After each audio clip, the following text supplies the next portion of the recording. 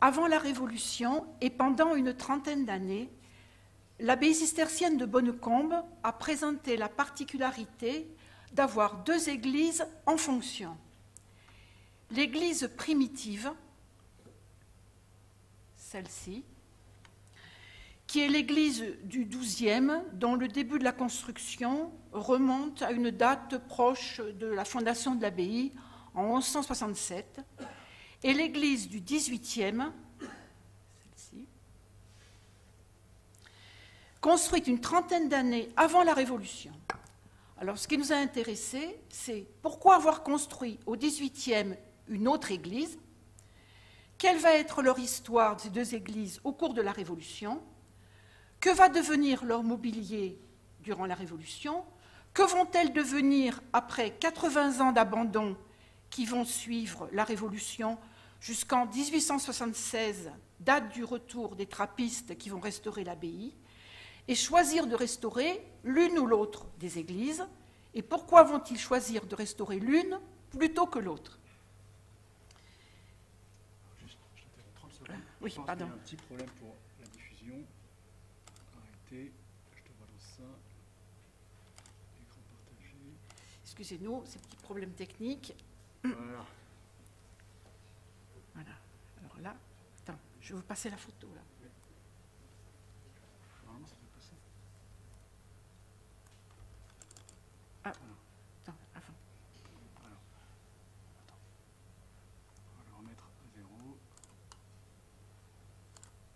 Je voudrais celle-là, voilà.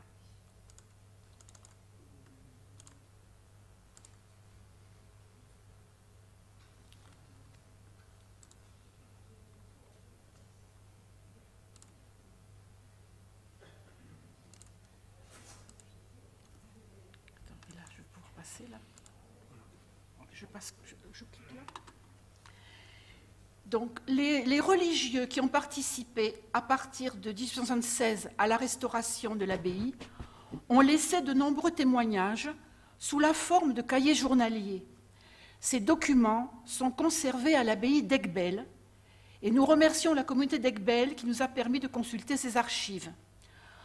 Vous voyez là sur l'écran le journal donc d'un père fondateur, le père Edmond Vidaillé, qui était là dans la période de 1876 à 1893. Il y a d'autres cahiers journaliers à l'abbaye d'Aiguebelle, par exemple le cahier du Piana, qui a écrit plus tard. D'autre part, Pierre-Aloïse Verlaguet, dans l'opuscule L'abbaye Notre-Dame de Bonnecombe, réédité par Sauvegarde du Rouergue sous la forme d'un cahier du patrimoine, a retranscrit en partie ces témoignages très intéressants.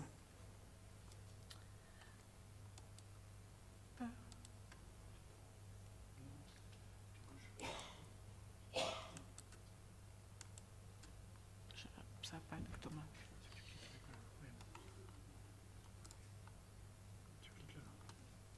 Ça n'allait pas, excusez-moi.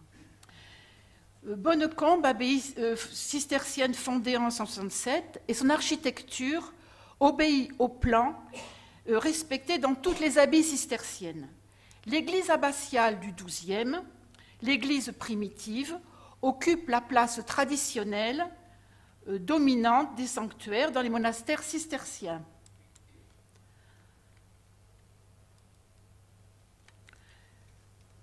Excusez-moi, j'ai des problèmes avec mon diaporama. Elle est située à l'endroit le plus haut, elle est orientée est-ouest, et tous les bâtiments du monastère primitif sont à sa droite. Son côté sud est bordé par la galerie de la collation du cloître. De grosses destructions révolutionnaires vont apparaître à la Révolution. Une période d'abandon va suivre, et elle va être bâtie par les moines plus tard, quand ils vont réinvestir l'abbaye. Les moines qui l'ont reconstruite se sont fidèlement appuyés sur les anciennes fondations et ont donc repris les plans et l'organisation générale. Donc cette église traditionnelle du XIIe est en forme de croix latine. La nef est à un seul vaisseau. Dans chaque bras du transept, il y avait 2 chapelles de chaque côté, à fond plat, tout comme le chevet. Une coupole était montée sur la croisée du transept. Elle a été endommagée pendant les guerres de religion et avait été remplacée par un clocher en pierre. Il y avait une grosse tour au niveau du porche.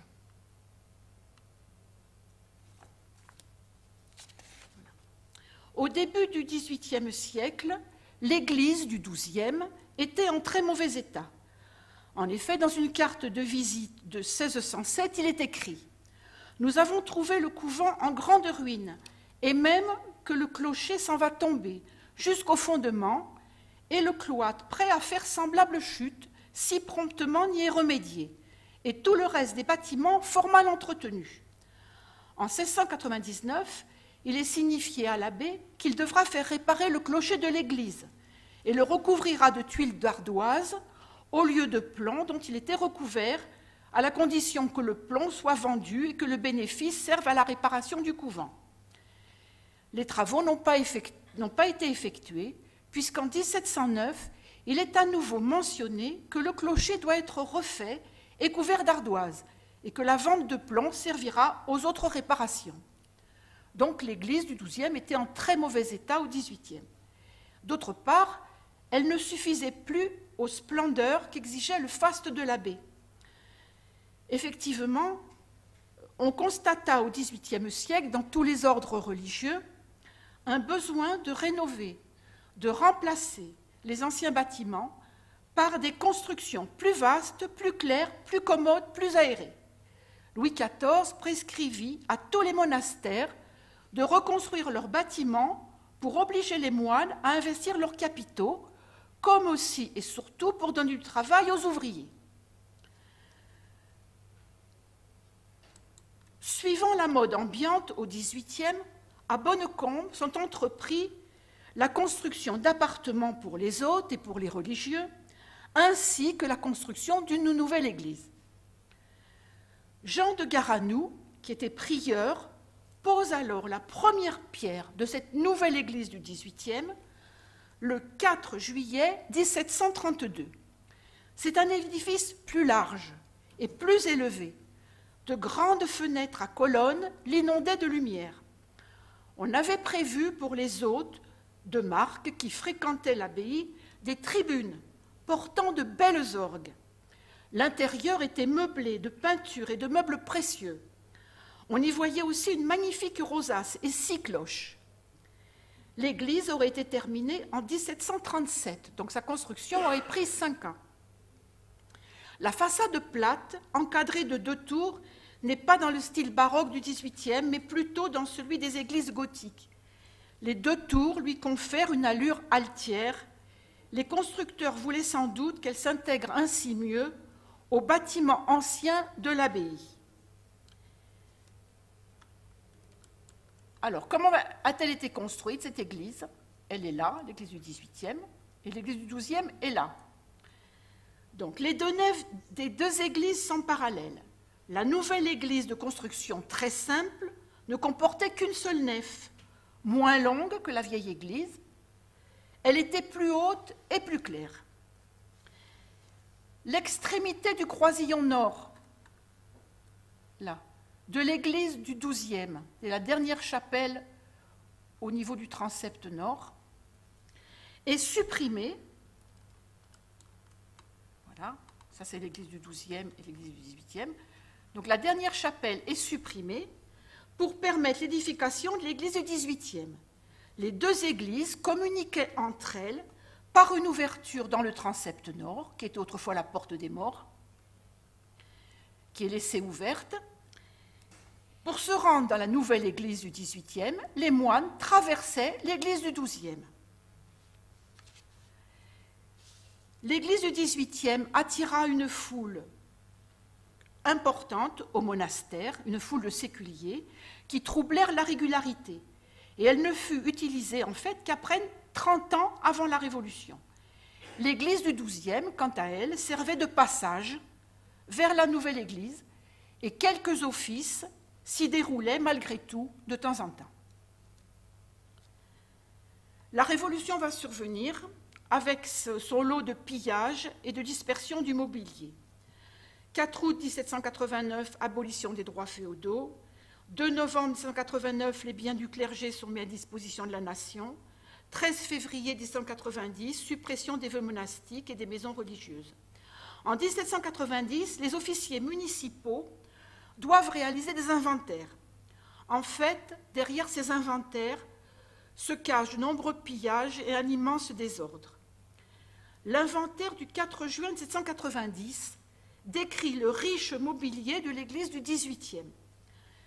3 autels avec crédence en marbre, 13 grands tableaux dans des cadres dorés, 6 grands chandeliers, un grand Christ en laiton pour le maître-autel, 8 petits chandeliers en laiton pour les chapelles, 3 grandes portes en grillage de fer doré avec feuillage, 2 colonnes ou candélabres en laiton, au bout desquels était la figure d'un ange portant un chandelier, 2 grandes lampes en laiton, un lutrin et un bon orgue avec boiserie très belle. Le 2 août 1792, le commissaire du district de Rodez fait porter à Rodez les 14 chandeliers, le Christ en laiton et 2 crédences en marbre. Le reste des meubles est pesé et envoyé à la monnaie de Toulouse. L'orgue, qui était daté de 1710, est expertisé. L'expert dit « Cette orgue est belle et précieuse et si artistiquement construite. Malgré tout, elle ne semble pas avoir trouvé d'acquéreur. L'administration fait enlever l'étain et le buffet resta sur place où il fut démantelé. Les bâtiments de l'abbaye sont vendus. Le 9 juillet 1796, avec certains meubles difficiles à déplacer. Les meubles non mouvants, c'est-à-dire qu'on ne pouvait pas déplacer, furent vendus avec l'abbaye.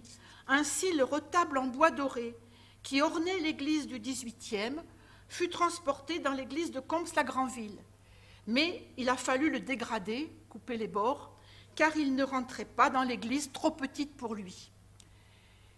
Le retable est classé monument historique en 1992. On réserva pour les paroisses conservées une multitude d'objets comme des ornements d'église, des reliquaires.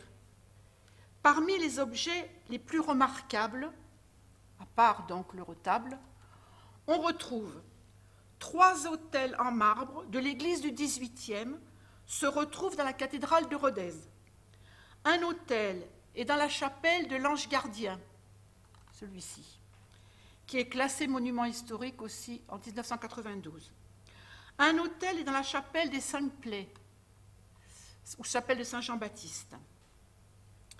Et un autel est dans la chapelle Sainte-Tarcisse ou Saint-Roch, où il y a aussi un tableau provenant de Bonnecombe, la guérison de la fille de Jaïr. 2 autres autels en bois peint sont dans des chapelles de la basilique de Seignac. C'est Verlaguet qui le dit.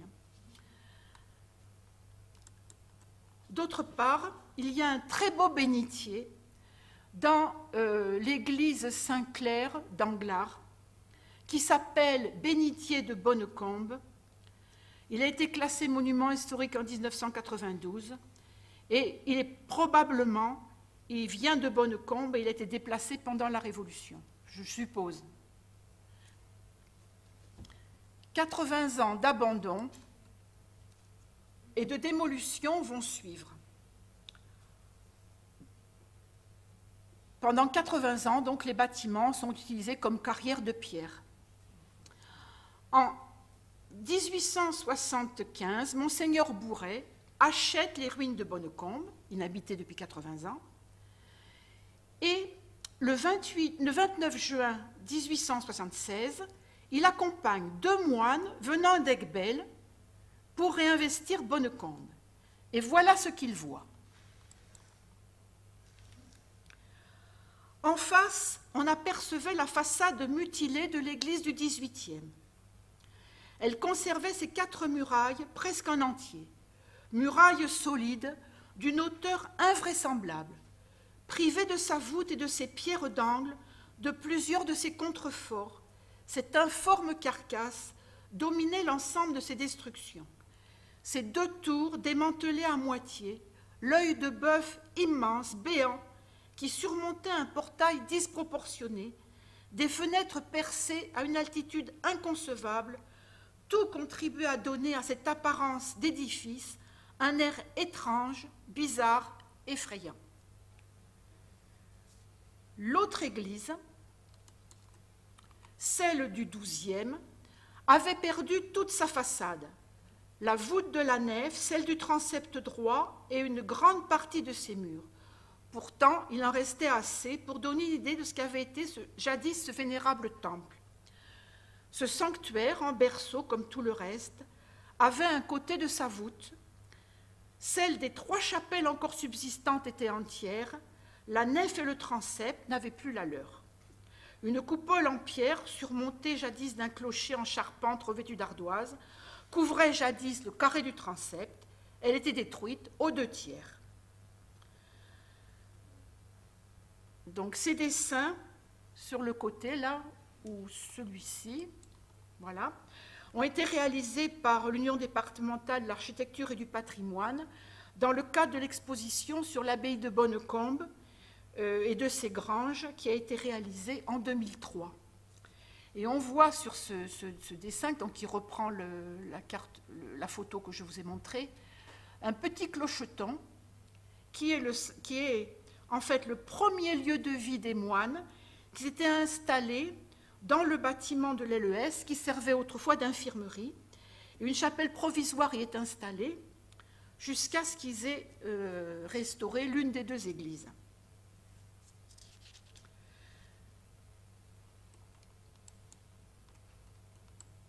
Puis, il fallut nettoyer les ruines de la végétation qui l'envahissait, déblayer le site, trier les pierres.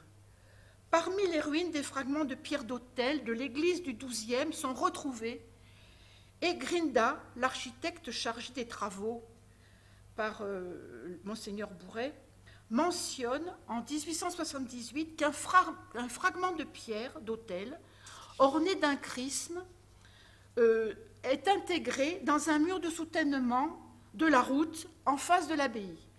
Et Grinda fera enlever cette pierre. Elle est maintenant conservée dans les collections du musée Fenaille.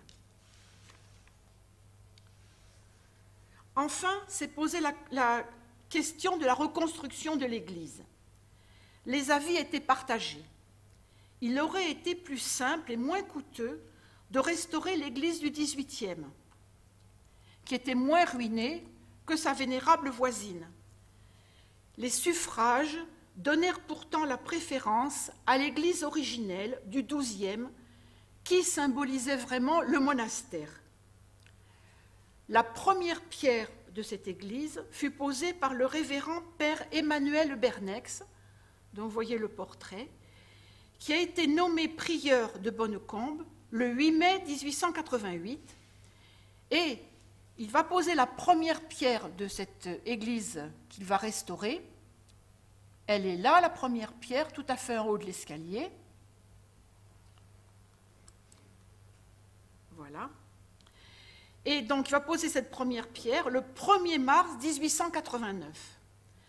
Alors, en fait, ça faisait déjà 13 ans que les moines étaient installés à Bonnecombe. Donc, on peut se dire, mais qu'est-ce qu'ils ont fait pendant 13 ans? En fait, il fallait qu'ils vivent. Donc, ils ont créé des moulins, ils ont créé une scierie, ils ont créé des ateliers, ils ont fait des jardins, ils ont refait l'hôtellerie.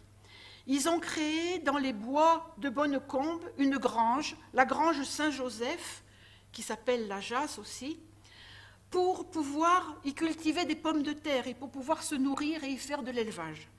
Voilà pourquoi, pendant 13 ans, ils ont été occupés pour leur survie, en fait. Et c'est que 13 ans après leur arrivée à Bonnecombe qu'ils ont envisagé de restaurer l'église. L'architecte Grinda mena les travaux en suivant l'exemple de la reconstruction d'Aiguebelle. Les murs, encore solides, de l'église furent conservés et les voûtes furent reconstruites en briques, des milliers de briques sortant d'un four improvisé qui avait été installé dans le cœur de l'église du XVIIIe qui était en ruine, servirent à la construction, à l'établissement des fours, la production des briques. Des milliers de briques étaient entassées dans le four, par 12 000 et 15 000. On faisait cuire pendant 5 jours, en y brûlant des centaines de voitures de bois. Comme dans tout le monastère, pour l'église, le cloître, le scriptorium, le réfectoire, ces voûtes furent construites en berceaux brisés et non en plein cintre comme les voûtes d'origine.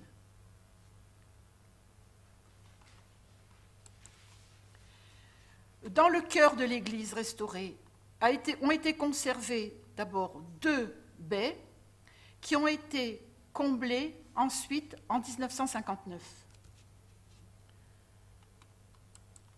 Enfin, la toiture vint protéger l'édifice et un petit clocher fut installé sur la première chapelle du transept, en fait, à l'imitation de ce qui avait été réalisé à Aiguebelle. Le clocher n'est pas sur la croisée du transept, il est sur une chapelle, en fait. Le travail de reconstruction aura pris seulement 2 ans. Le 15 août 1891, le révérend Père Emmanuel put bénir l'église et Bonnecombe, qui était encore alors sous la coupe d'Aiguebelle et qui n'avait alors que des prieurs, est érigé alors, le 21 août 1895, en abbaye et Don Emmanuel Bernex en devient le premier abbé.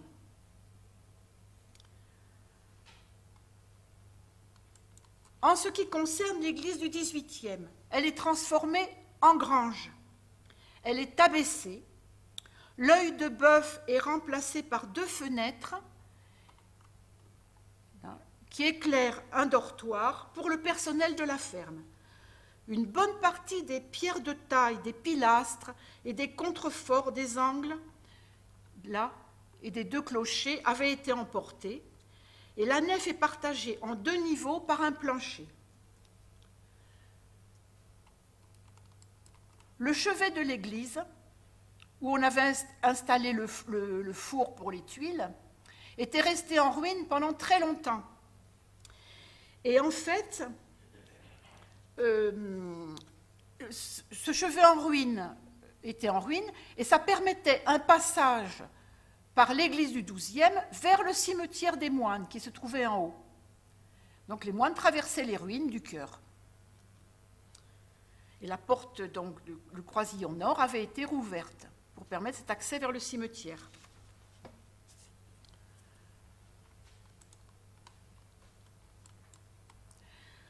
Le portail initial est démoli pour être adapté à la nouvelle destinée du bâtiment, pour laisser passer les engins agricoles.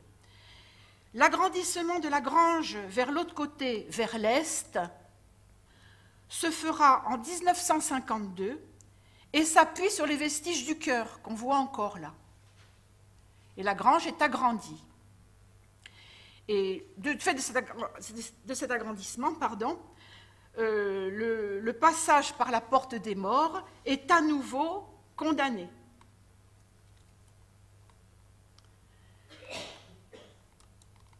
Donc l'église du XIIe, âgée de 700 ans en 1876, a bénéficié d'une réhabilitation et d'une reconstruction qui a respecté sa position et son plan traditionnel dans l'abbaye cistercienne. Les anciens autels du XIIIe avaient été saccagés et leurs pierres récupérées dans les églises du département. Le curé de la paroisse de Carsenac dira « Les autels démolis de Bonnecombe nous fournirent les premiers matériaux, mais ce fut surtout aux dépens des cordeliers de Rodez que s'enrichit l'église de Carsenac. » Il reste néanmoins une belle pierre d'autel sculptée que je vous ai montrée de l'église du XIIe et qui est conservée au musée Fenaille. L'église du XVIIIe, quant à elle, qui n'avait été utilisée que quelques années, richement meublée, a été rétrogradée au rang d'hangar agricole. Son mobilier baroque a trouvé néanmoins une seconde vie dans plusieurs édifices religieux prestigieux des alentours.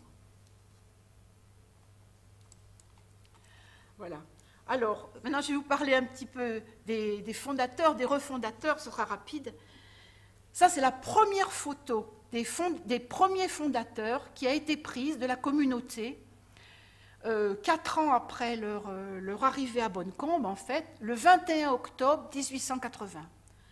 Donc, sur cette photo, on voit en 2 le père Edmond Vidaillet, c'est celui qui a écrit le journal que je vous ai montré au début, Et il y a en 8 le frère Rémy, qui était un des 2 moines d'Aiguebelle que Monseigneur Bourret avait amené à Bonnecombe, puisqu'il avait amené le frère Rémy et le père Adhémar.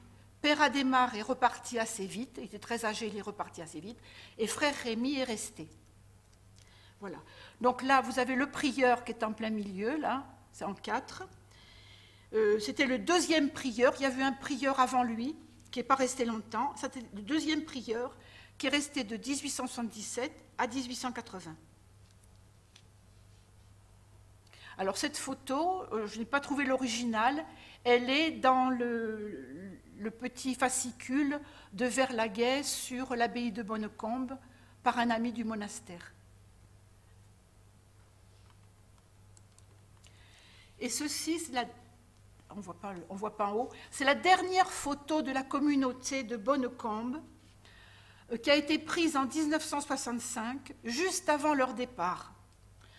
En fait, l'abbaye a été fermée donc, en 1965 parce qu'il manquait des vocations. Ils étaient 23 au moment de la fermeture de Bonnecombe. Alors vous me direz, il y a plus de 23 moines sur la photo. Effectivement, donc Ignace Gillet, qui était le principal d'Aiguebelle, était venu signifier à la communauté la fermeture de Bonnecombe. Et donc je pense qu'il est venu avec une délégation de moines. C'est pour ça qu'ils sont plus de 23. Parmi ces moines, il y a en 9, dont Bernard Lefebvre, qui était le dernier abbé de Bonnecombe et qui vit toujours à Aiguebelle. Et il y a en 1, frère Jean-Marie, qui était novice à l'époque, qui vit toujours à Bonnecombe et qui est frère hôtelier à Aiguebelle maintenant. Toujours à Aiguebelle, voilà. Et on a une pensée émue pour tous ceux qui sont encore à Aiguebelle, qui vivent encore à Aiguebelle et qui gardent de Bonnecombe un souvenir ému de leur jeunesse. Voilà.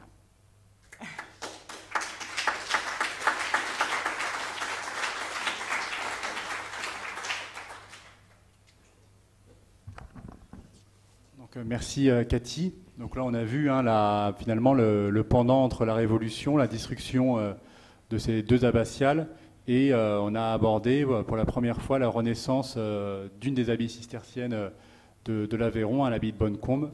On reparlera de Noninck et de Bonneval un peu plus tard. Alors, est-ce que, je me tourne vers la salle, est-ce que vous avez des questions à poser à Catherine?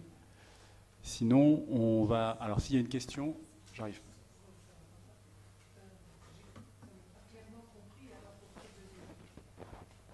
Alors, donc, je répète la question un peu plus fort. Hein. Donc, on demande pourquoi 2 abbatiales à Bonnecombe. Alors, la première église, l'église du XIIe, était en très mauvais état.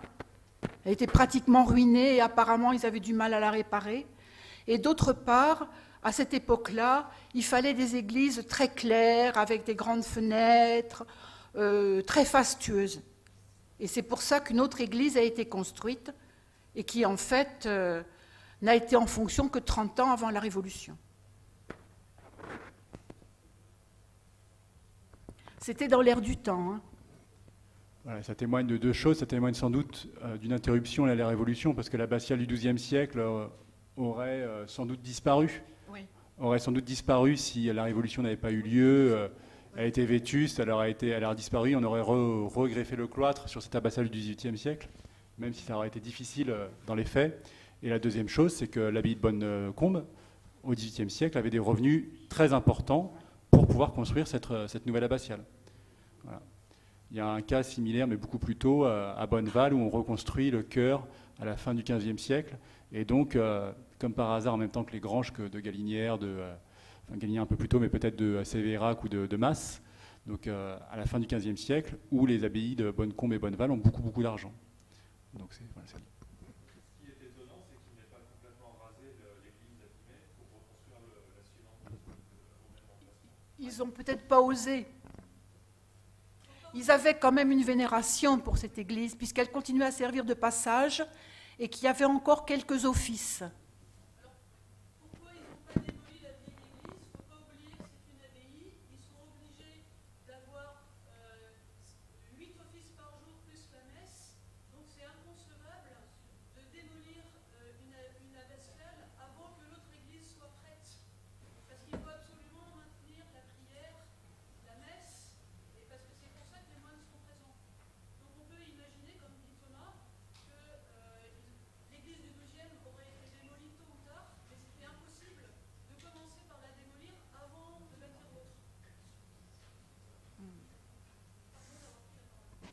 Non, non. Très bien. Et je pense aussi que, bon, ça, il faudrait creuser, mais il y a peut-être des problèmes hydrauliques pour la première église, avec des infiltrations, et c'est parce que la deuxième, elle est légèrement surélevée par rapport à la première. Ouais. Donc il y a peut-être une vétusté à cet endroit-là, et on reprend un site un peu plus élevé, mieux drainé, pour éviter justement de retomber dans les problèmes de drainage de la première église. Peut-être, oui. Bon, ça, après, ça, il faudrait creuser pour voir.